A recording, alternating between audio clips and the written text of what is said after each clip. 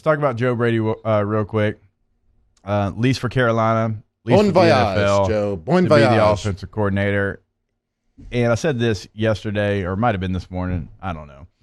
He always had an NFL feel to him, and I've always said there's some coaches. They're NFL coaches or they're college coaches. Some guys like to recruit. Some guys despise it, right?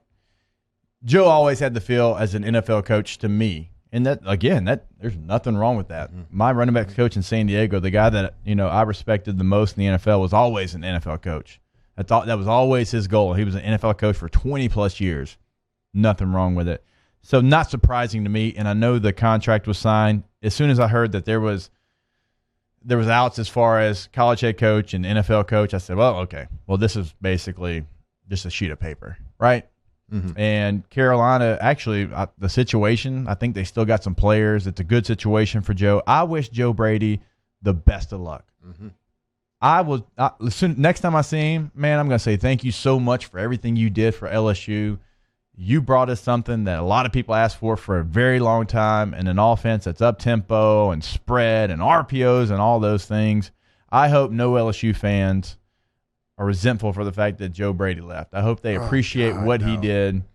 And because now it's in place. That's a key part. It's in place now. These coaches who are on the staff sat in those rooms for a year, and now they know this offense. They've got a great feel on it. And let's not forget, Steve Ensminger's still there as the coordinator as well. Mm-hmm. So LSU fans, man, appreciate what Joe Brady just brought you. Appreciate the way that he helped the development of the receiver room, because let's remember he's a receivers coach as well. Let's remember all that. Best of luck to Joe Brady. Okay, I say that maybe not twice a year when you play the Saints, but other than that, the other 14 games, best of luck. Yep. Joe Brady, man. Seems like it was just in a blink of an eye, dust in the wind. Just one little moment in time, but it was a beautiful moment, wasn't it? And what he has done, the turnaround is, I don't know if, nobody I don't think can do a good job of expressing the amount of the turnaround from the LSU offense then and the LSU offense now, just from a schematic standpoint. I know, I get it. Burrow's once in a generation type of guy, so won't ever be able to repeat that, but the foundation is there. That's LSU. This is who we are now, right?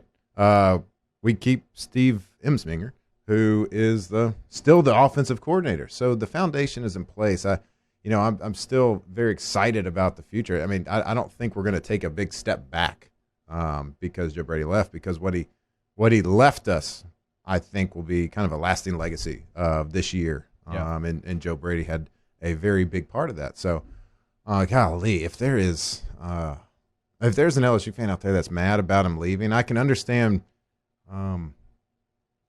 not liking that he left and, kind of being sad for LSU, and we would, of course, be better with him here. But, man, you'd much rather be here a couple days after the national championship was played and have all your coaches being poached and picked off than none of your coaches being wanted by anybody. Yeah. It's a way better position to be in. You just this day and age, you're never going to keep it. Can't keep the band together. You can't. You cannot. When 07 finished, Bo Pelini goes and becomes a head coach, you're proud of him. Mm-hmm. You're thankful for him. You appreciate everything he did. When Jimbo left us in 06, appreciate you, Coach. Heck, you had a big impact on my career. Mm-hmm. It's going to happen. And it's about having a plan in place, which I think LSU's done a fantastic job of when something like this happens. It's so weird. College football is just so weird because of recruiting. Because you recruit these guys to a school forever, and then then the coaches leave. Yeah, and that's why you tell recruits all the time, don't pick it because of a coach. It's just not going to happen. Odds are very, very high, probably in the 90th percentile, that if you're going to a good team, your coach that recruits you will not be there when you graduate. It's just, assistant coaches, head coaches have a better chance of it. But better chance. Better chance. Right. We both play for multiple coaches, multiple position coaches as well in college. And again, these things are going to happen when you win championships, but it always felt like the time for LSU and Joe Brady was going to be a short one, and it was. It only lasted a year, but now the principles of the offense are in place. You feel good about LSU moving forward and hiring a guy to replace Joe Brady there. I wonder who that's going to be. It was George Munoz, who's been on staff as an analyst, is a great candidate. He's been a offensive coordinator at UL Lafayette. He's been at LSU for multiple years. And I'll tell you what, he gets my endorsement. Have many conversations with George. The guy knows his stuff. Even coming into the Clemson game on Friday before the team leaves, I'm talking with him, and, man, he talks about some of the things he thinks Clemson could do in the game, and I'll be damned if they didn't do those things. I mean, so a guy like that who's in the building, I know a lot of people don't like hiring from within. They like to go get the new splashy hire. Let me just tell you, if he is put in that position, he gets my full endorsement. The guy's an absolute stud. And it says something when Joe Burrow says, I want him in New York for the Heisman ceremony because of what he's done for me this year. And that's big. That's a big, huge endorsement in my mind. Yeah, I think we all know the impact that, not being the offensive coordinator, you've had about as big of an impact that anybody has probably ever had on any sport ever, and not being, one of the top really 4 coaching positions on staff. Like you're wide receivers coach in a passing game. You're not even labeled offensive coordinator. Being a first-year guy, like the impact that he had was huge. So he will be missed, and it was a short time, but it was glorious. It was glorious. But again, I don't feel, you brought up Munoz, like I just think the foundation is there. That's my point. So you've already got a guy who's been there. Yeah, exactly.